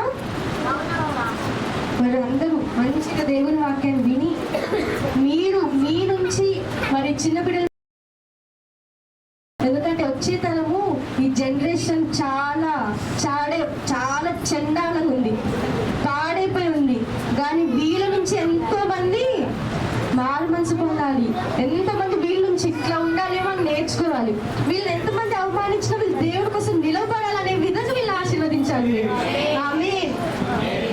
యేసయ్యని మన హృదయమందు చేర్చుకుంటే సర్వశక్తి గల యేసయ్య మన పక్షాన ఉన్నాడు. హల్లెలూయా. నమ్ముతున్నారా? దేవుడి మన హృదయమందు చేర్చుకుంటే సర్వశక్తి కలిగిన యేసయ్య మన పక్షాన ఉన్నాడు. అసలు ఎవరేమొచ్చినా మనకి భయమే లేదు. మన దేవదూతను చూసారు, అందులో మనం ఇంతే ఉంటాం. అంతకంటే గొప్ప దేవుడు మన యేసయ్య, అంతకంటే గొప్పవాడు. మరి చూసుకున్నట్టయితే మనం చాలా చాలా చాలా చాలా బుద్ధి చీమ. మరి ఇట్లా నలిపేస్తే ఇట్లా అయిపోతాం మనం. కానీ వాళ్ళని దేవుడు కాపాడుతున్నాడు. అందుకు బట్టి మీరు ఎప్పుడు కృతజ్ఞతాస్తుతులు చెల్లిస్తూ ఉండండి. మరి మనం బలమైన దేవుడి గురించి మాట్లాడుకుంటాం కదండి. ఇక్కడ ఎంతమంది సమస్యలతో ఉన్నారు. ప్రతి ఒక్క కుటుంబాల్లో సమస్యలు ఉంటాయి. ప్రతి ఒక్క కుటుంబాల్లో ఉండకపోయినా ఎంతమంది కుటుంబాల్లో అప్పుల్లో ఎంతగానో బాధపడతారు. తీర్చాలి అనుకుంటూ ఉంటారు, కానీ వాళ్ళు తీర్చలేని స్థితిలో ఉన్నారేమో. కానీ వాళ్ళు దేవుని యందు మాత్రమే విశ్వాసం ఉంచి మనము ఏ ప్రయత్నం చేయకుండా దేవుడు తీరుస్తాడు అనుకోకూడదు. మనం ప్రయత్నం చేస్తూ దేవునికి ప్రార్థన చేస్తే అప్పుడు దేవుడు అన్నమాట ప్రతిఫలం దయచేస్తాడు. అన్ని దేవుడే చేస్తాడు అనుకుంటాం, మంచి విషయమే. కానీ మనం ప్రయత్నం చేయకుండా, ఇప్పుడు ఎగ్జామ్లో మనం ఎగ్జామ్ రాయకుండా దేవుడిని పాస్ చేస్తాడు అనుకుంటావా? ఎగ్జామ్ మనం రాస్తాము, అక్కడ మనం దేవుడు ప్రార్థన చేసుకున్నాము. అంతేగాని ప్రయత్నం చేయకుండా చేయకూడదు. మన ప్రయత్నం చేస్తేనే దేవుడు తోడుకుంటాడు. హల్లెలూయా. ఎన్ని బాధలున్నా, ఎన్ని సమస్యలున్నా ఒకటే గుర్తుంచుకోండి. మీతో ఎంతమంది కోపగించుకున్నా, ద్వేషించినా, ఎంతమంది మీతో పోరాటం చేసినా మీరు వదిలేసేయండి. ఎందుకో తెలుసా? యుద్ధము యెహోవాదే. యుద్ధం ఎవరిది? పాడుకుందామా? యుద్ధము యెహోవాదే, యుద్ధము యెహోవాదే, యుద్ధము యెహోవాదే, యుద్ధము యెహోవాదే. రాజుల పరమే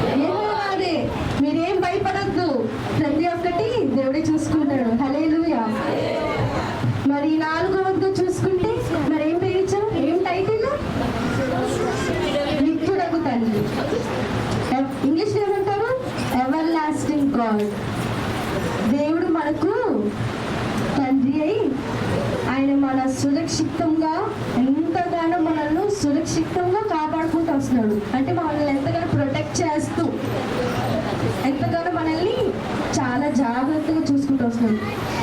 మరి ఈ లోకంలో ఉన్న మన తల్లిదండ్రులు కానీ చూసుకున్నట్టయితే తన బిడ్డల్ని ఎట్లా ప్రేమిస్తారండి? లోకంలో ఉన్న తల్లిదండ్రులు తన బిడ్డల్ని ఎలా ప్రేమిస్తారు చెప్పండి. ఇక్కడ మరి చిన్న బిడ్డలు చెప్పండి, మీ డాడీస్ మిమ్మల్ని ఎలా ప్రేమిస్తారు? చాలా ప్రేమిస్తారా? మరి మా విన్సి గారిని చూసుకుంటే వాడికి ఇంకా మాట రాదు ఏంటి మరి, ఓ అసలు బావగారు వస్తే మాత్రం ఇంకా అందరు పట్టించుకోడు, వెళ్ళిపోతాడు అనమాట. అంత మరి ప్రతి ఒక్క చిన్న పిల్లలకి వాళ్ళ డాడీస్ అంటే చాలా ఇష్టము. ఎందుకంటే కన్న తండ్రి తల్లి కూడా అసలు తల్లి ప్రేమ మనం ఎప్పుడూ వివరించలేము. మరి కన్న తండ్రి తన బిడ్డల్ని ఎట్లా అయితే సురక్షితంగా కాపాడుకుంటూ ప్రొటెక్ట్ చేసుకుంటూ మరి ఎంత జాగ్రత్తగా చూసుకుంటూ వస్తాడండి. ఎంత ప్రేమిస్తాడు తండ్రి. మన ప్రభువు కూడా ఈ లోకంలో ఉన్న ప్రతి ఒక్కరు క్రిస్టియన్స్ అని చెప్పట్లేదు, దేవుడు నమ్ముకున్న వాళ్ళని చెప్పట్లేదు, ఈ లోకంలో ఉన్న ప్రతి ఒక్కరు తన బిడ్డలే. ప్రతి ఒక్కరు పేరు పేరు చెప్పిన చిన్న పిల్లల నుంచి వృద్ధాప్యం అంటే ఓల్డ్ వరకు దేవుడు అందరినీ తన బిడ్డలుగానే చూసుకుంటూ వస్తాడనమాట. ఎందుకంటే దేవుడికి ఈ లోకం అంటే చాలా ఇష్టం. లోకం అంటే ఎందుకు ఇష్టమో, దేవుడు ఇష్టంగా మనల్ని తయారు చేశాడండి, ఇష్టంగా తయారు చేశాడు. అందుకే మనం అంటే దేవుడికి చాలా చాలా చాలా ఇష్టం. హల్లెలూయా. కానీ యేసయ్య రక్తంతో కడగబడిన బిడ్డలు అనగా బాప్తిసం పొందిన వాళ్ళు, తనని నమ్ముకున్న వాళ్ళు సొంత బిడ్డలుగా వాళ్ళను పిలుస్తున్నారు. దేవునికి అందరూ తన బిడ్డలే, కానీ మరి తన రక్తంతో కడగబడిన మన బాప్తిసం పొందిన వాళ్ళని అంటే దేవుని సొంత బిడ్డలుగా మనం పిలుచుకుంటారు అనమాట. ఆమేన్. మరి మనం ఇక్కడ రక్షణ పొందిన వాళ్ళందరూ దేవుడి సొంత బిడ్డలు. మరి కన్న బిడ్డల్ని ఎలా అయితే తన తండ్రి ఎట్లయితే ప్రేమిస్తాడో అటువంటి రీతిగా మన తండ్రి మనల్ని ఇంకా ఎక్కువగా ప్రేమిస్తాడు. హల్లెలూయా. మనం బాధపడితే దేవుడు బాధపడతాడండి. ఈ విషయం తెలుసా మీ అందరికీ? మనం బాధపడితే దేవుడు బాధపడతాడు, మనం కన్నీళ్ళు కావిస్తే దేవుడు కూడా బాధపడతాడు. కానీ కొన్ని సమయాల్లో దేవుడు టెస్ట్ కూడా చేస్తాడు, అంటే మనల్ని పరీక్షిస్తాడు కూడా. దేవుడు కొన్ని విషయాల్లో టెస్ట్ చేస్తాడు మనల్ని. అంటే నా బిడ్డలు నాకు ఇంకా నన్ను నమ్ముతున్నారా, నా ఎందుకు విశ్వాసం ఉందా అని టెస్ట్ చేస్తారు. మరి ఆ టెస్ట్లో కూడా మనము పాస్ అవ్వాలి. అంటే మరి ఆ పరీక్షలో మనము దేవుని అవును మాకు ఏ సమస్య వచ్చినా రాని, ఎన్ని బాధలు వచ్చినా రాని, నా దేవుడిని అయితే నేను వదలు. కానీ ఒక్కసారి కనుక దేవుడు చెయ్యి వదిలేస్తే మన జీవితం అసలు అంటే ఎట్లా అయితే మనకు తెలియదు, అంత దారుణంగా అయిపోయింది. ఇంకా మన దేవుడు మన చేయి పట్టుకునే ఉన్నాడు. ఎన్ని తప్పులు చేసినా ఏం చేసినా సరే నా బిడ్డే అని పట్టుకునే ఉన్నాడు. మరి ఇంకా అది తెగిపోయేది నాకు చేసుకోకుండా ఉంటే మంచిది. మనందరం ఇంకా దేవుడు బిడ్డలుగానే తన మాట వింటూ ఆ విశ్వాసంలోనే ఉంటే దేవుడు ఎంతగానో మన మీద ప్రేమ చూపిస్తూ ఏదైతే ఒక అద్భుత కార్యాన్ని మన కుటుంబంలో చేస్తాడు. హల్లెలూయా. మన ఎడల శ్రద్ధ చూపిస్తాడనమాట. మరి లోకానుసారమైన తల్లిదండ్రులు మరి చూసుకుంటే తాతయ్య వాళ్ళు కానీ ఎంతమంది తండ్రులు కానీ తల్లిలు కానీ చనిపోతున్నారు. అంటే మరి వాళ్ళు ఓల్డ్ అయిపోయి లేకపోతే బలహీనత ఉండటం వల్ల మరి అనారోగ్యంతో ఉండటం వల్ల చనిపోతూ ఉంటారు. అవునా అండి? మరి మా తాతయ్య వాళ్ళు చనిపోయారు.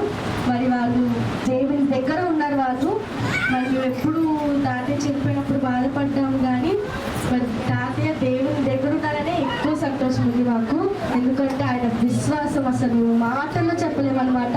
మరి అట్లాగా మన తాతయ్య వాళ్ళు మనల్ని విడిచి వెళ్ళిపోయినా, మన వాళ్ళు మనల్ని విడిచి వెళ్ళిపోయినా, స్నేహితులు ఇప్పుడు ఉన్నారు స్నేహితులు మనకి, కానీ తర్వాత ఉంటారు లేదు మనకు తెలియదు.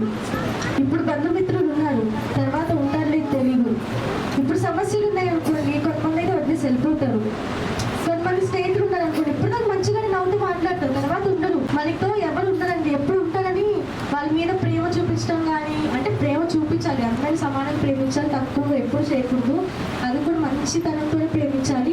ప్రతి ఒక్కళ్ళు మనల్ని విడిచి వెళ్ళిపోతాడు, కానీ మన దేవుడు ఎప్పుడు మనల్ని అస్సలు విడవడు. ఆమేన్. ఎన్నడూ మన చెయ్యి విడవడు. హల్లెలూయా.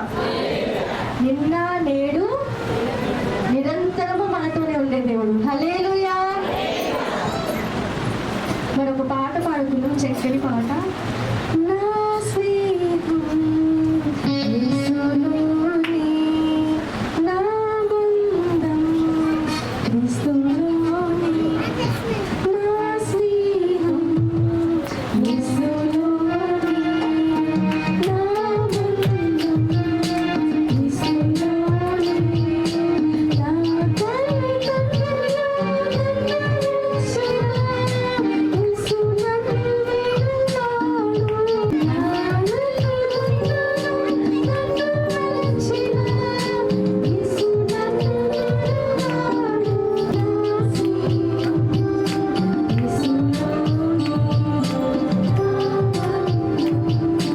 నా స్నేహం హల్లెలూయా. యేసు ఎవరు? మన ఫ్రెండ్, నా బెస్ట్ ఫ్రెండ్, ఏకైక బెస్ట్ ఫ్రెండ్. మనకి తండ్రిగా ఉంటాడు, కన్న తండ్రి వలె. మరి ఎంతోమంది కుటుంబాల్లో సింగిల్ పేరెంట్స్ ఉంటారండి. మరి వాళ్ళు ఒక్కలే కుటుంబాన్ని అంతా పిల్లల్ని చూసుకుంటా మరి పోషించుకుంటూ వస్తున్నారు. వాళ్ళొక్కలే మరి చూసుకోవడం అనేది చాలా కష్టం, అవునా? కానీ సింగిల్ పేరెంట్స్ ఉన్నా సరే వాళ్ళకి ఉన్న ఏకైక ధైర్యం, మరి దేవుని విశ్వాసురాలైతే తనకున్న ఏకైక ధైర్యం ఏంటంటే పిల్లలకి తండ్రి ఎవరు? యేసయ్య. మరి ఆ కుటుంబంలో యేసయ్య ఉన్నాడనే ధైర్యంతోనే వాళ్ళు ముందుకు వెళ్తున్నారు. ఆ సాక్షి బిడ్డల వల్ల మనం ఉండాలి. ఆమేన్. హల్లెలూయా. హల్లెలూయా. హల్లెలూయా. ఇక్కడ టైం అయిపోతుంది. మరి సమాధానకర్తయగు అధిపతి అని దేవునికి ఐదవదిగా చూసుకుంటే సమాధానకర్తయగు అధిపతి అని ఆయనకి పేరు పెట్టడం జరిగింది. ఇంగ్లీష్లో ప్రిన్స్ ఆఫ్ పీస్, సమాధాన కర్త. హల్లెలూయా. మరి హిస్టరీ ఎప్పటి నుంచో, మరి హిస్టరీ నుంచి ఇప్పటిదాకా చూసుకుంటూ వస్తుంటే ఈ లోకమంతా ఎన్నో వేదనతో మరి చూసుకుంటే బయట సమస్యలు బాగున్నాయా? బయట సమస్యలు అస్సలు ఏ మాత్రం బాగాలేదు. భయంకరంగా ఉన్నాయి. ఎంతోమంది ఆడవాళ్ళని హింసిస్తున్నారు, అవునా? మరి ఎంతోమందిని చంపేస్తున్నారు. మణిపూర్లో చూస్తే ఎంతమందిని ఘోరంగా హింసిస్తున్నారు వాళ్ళని. మనం ఒకవేళ ప్రార్థన చేస్తే ఎవరైతే వాళ్ళని హింసిస్తున్నారో అక్కడ ఎవరి చెవిటితో, అంటే ఎవరైనా సువార్త ప్రకటించినప్పుడు వింటే వాళ్ళ హృదయం కదిలితే మాత్రం ఒక ఖడ్గం వల్లే ఆడపిల్లలు కాపాడతారండి. అటువంటి ప్రార్థన శక్తి మనలో ఉండాలి. ఒక ఖడ్గం వల్లే వాళ్ళు ఆడపిల్లల్ని సురక్షితంగా కాపాడేలాగా మనం ప్రార్థన చేయాలి. మరి అటువంటి రీతికి మనం ఉండాలంటే దేవుని యొక్క విశ్వాసంతో ప్రార్థన చేయాలి. ఎంతమంది మణిపూర్లో చనిపోతున్నారు. మణిపూరే కాదు, ఇంకా చాలా దేశాల్లో ఇక్కడ చూసుకుంటే ఎన్నో మందిరాలని కాల్చి వేస్తున్నారు. వీళ్ళు సువార్త ప్రకటిస్తున్నారని కాల్చి వేస్తున్నారు. సేవకులను చంపేస్తున్నారు. ఎందుకంటే వీళ్ళుంటే ఇంకా సువార్త ప్రకటిస్తారేమో, ఎవరైనా మరి మారు మనసు పొందుతారేమో అని సేవకులను కూడా చంపేస్తున్నారు. కానీ విశ్వాసాలను ఉంచుతున్నారు. ఎవరైతే వాళ్ళు దేవుని ఎక్కువగా స్తుతిస్తున్నారో వాళ్ళని కూడా చంపేస్తున్నారు. ఎంత హింసిస్తున్నారంటే వాళ్ళకి కనీసం బైబిల్స్ లేవు. బైబిల్స్ని కాల్చివేశారు. చాలా మంది బైబిల్స్ చదవాలనిపిస్తుంది. మరి బైబిల్ అనేది దేవునితో మాట్లాడటమే కదా. ఆ సమస్యల్లో ఉన్నప్పుడు వాళ్ళకి దేవునితో మాట్లాడాలనిపించింది. మరి బైబిల్స్ చదవాలనుకుంటే బైబిల్స్ని కాల్చివేస్తున్నారు. ఫోన్స్లో యాప్ ఉంటుంది, బైబిల్ యాప్. మరి ఫోన్స్లో యాప్స్ని బ్యాన్ చేసేస్తున్నారు. మరి బైబిల్ కాల్చివేస్తున్నారు, ఫోన్స్లో యాప్స్ని బ్యాన్ చేస్తున్నారు. వాళ్ళు బైబిల్ చదవడానికే లేదు. మోకరించి ప్రార్థన చేయడానికి మోకాలి భయంకరంగా కొడుతున్నారు. స్తుతిస్తున్నారు, అంటే పగిలిపోయేలాగా వాళ్ళు మోకాలు ప్రార్థించి అసలు వాళ్ళు ఏ విధంగా స్తుతించకుండా చేయాలని భయంకరమైన హింసిస్తున్నారు అనమాట. మనకి ఇంకా అవకాశం ఉంది, మనం ఇంకా దేవుని యందు బైబిల్ చదవచ్చు, బైబిల్ చదివే అవకాశం ఉంది. ఇంకా మన ఫోన్లో కూడా యాప్స్ ఉన్నాయి, మనకి ఇంకా గృహం ఉంది, మనం మోకాల నుంచి ప్రార్థన చేయొచ్చు, ఇంకా మనకి మందిరం ఉంది, మరి మనకి ఎన్ని అవకాశాలు ఉన్నాయి. ఆ స్థితి మనకు కూడా వస్తుందేమో చెప్పలేము. అక్కడ ఎక్కడో దేశాలు జరుగుతాయి, మన దగ్గర కాదు కదా అనుకోవద్దు, మన దగ్గర కూడా ఆ స్థితి వస్తుంది. నువ్వు విశ్వాసురాలంటే కాదు, సరే వెళ్ళిపో అంటాడు, కానీ అక్కడ దేవుడు తన నరకంలో వేసేస్తాడు. ఇంతవరకు నన్ను తండ్రిగా అనుకుందే, కానీ ఇక్కడ వదిలేసిన వాళ్ళు దేవుడు ఏం చేస్తాడు, దేవుడు కూడా వదిలేస్తాడు.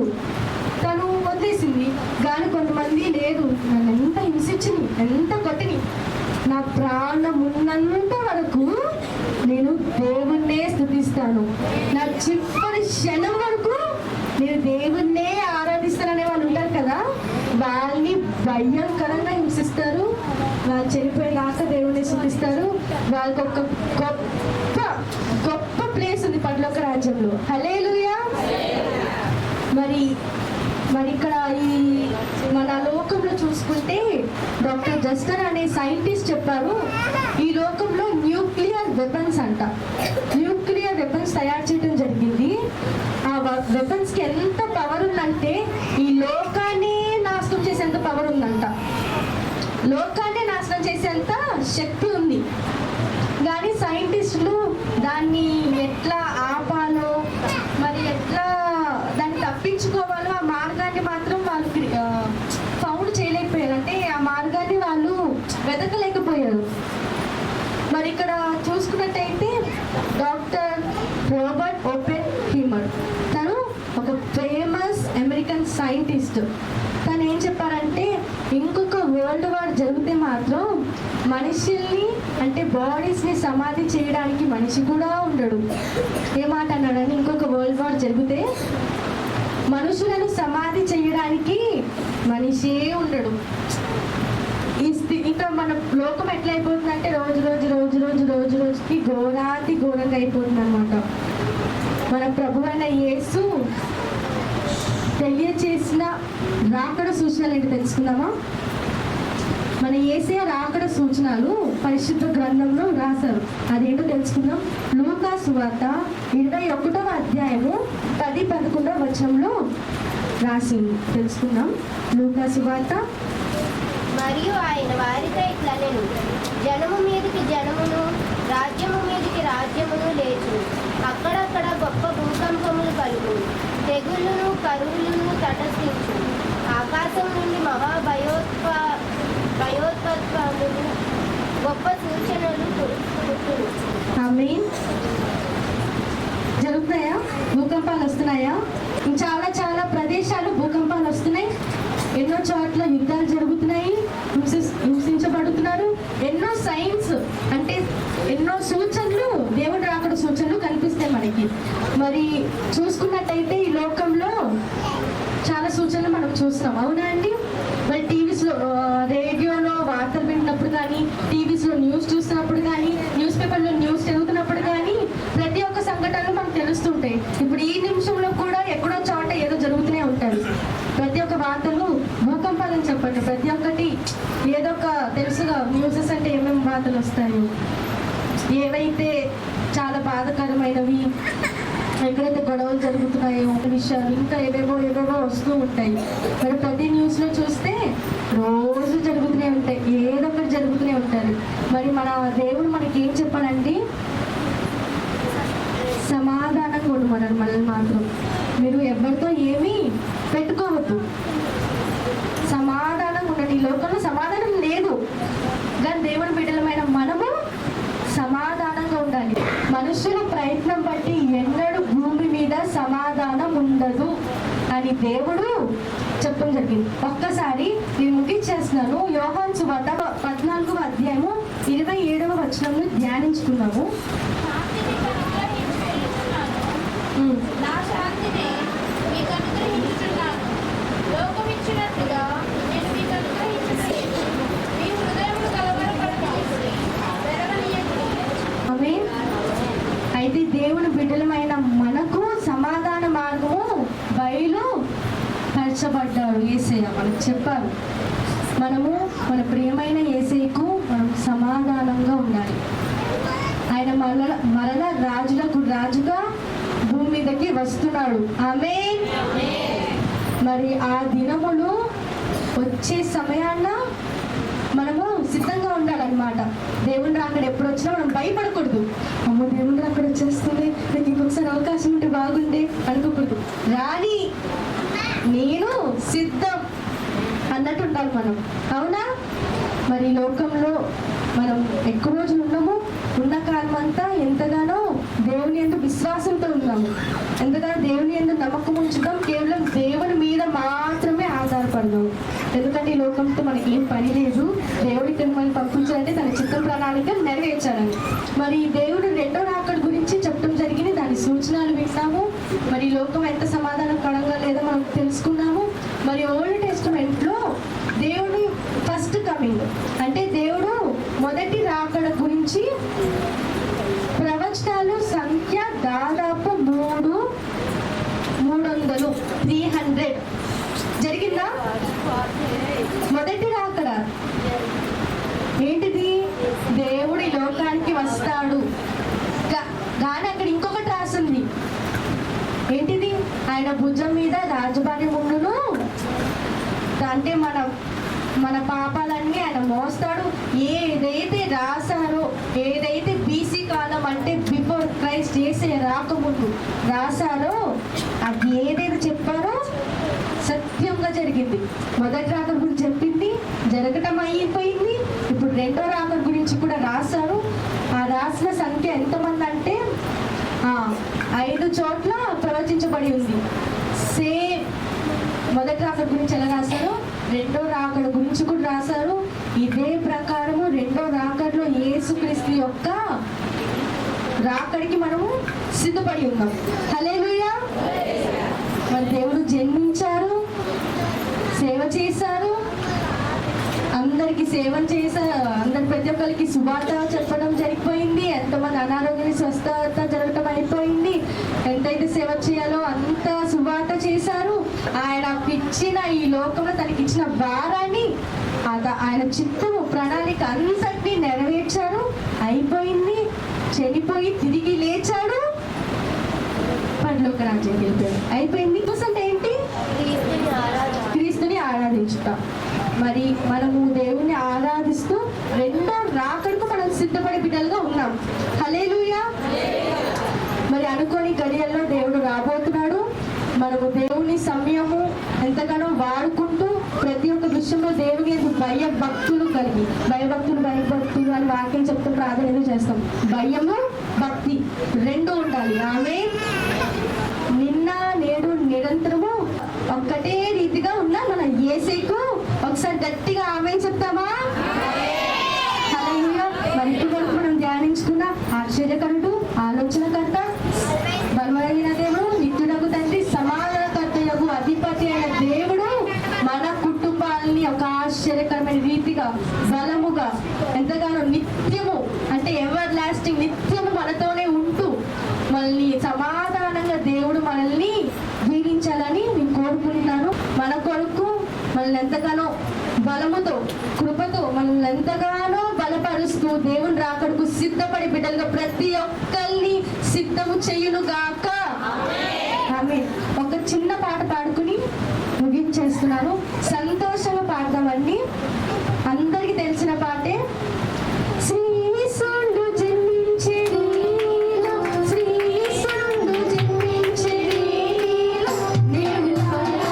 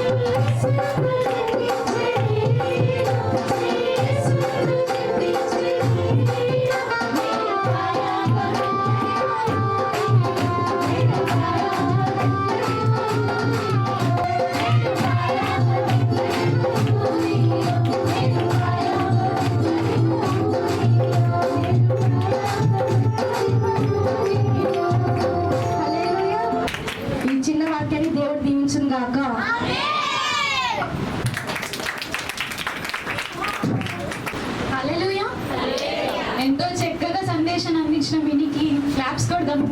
అది ఎంత బాగా చెప్పింది మీ క్లాప్స్తో సౌండింగ్ అంత సౌండింగ్ రావాలి. ఒక చిన్న మాట ఏంటి అంటే, ఒక బాబు ఉన్నాడు, ఒక 4 years 6 years బాబు ఉన్నాడు. వాళ్ళ తల్లితో చెప్తున్నాడంట, అమ్మ నువ్వు రక్షణ తీసేసుకో, నువ్వు రక్షణ తీసుకున్నాక నీ కాలికి నా కాలికి తాడు కట్టేసి పడుకుందాం రోజు. దేవుడు ఎప్పుడైనా వచ్చాడు అనుకో, నీతో పాటు నేను కూడా వచ్చేస్తాను కదా, సరిపోద్ది, నేను రక్షణ తీసుకొని అన్నాడంట. అలా కాదు కదా, ఎవరి తలాంతులు వాళ్ళవే, ఎవరి రక్షణ వాళ్ళదే. కానీ ఈరోజు దేవుడు నేను వాడుకున్న విధానాన్ని బట్టి దేవుడు నేను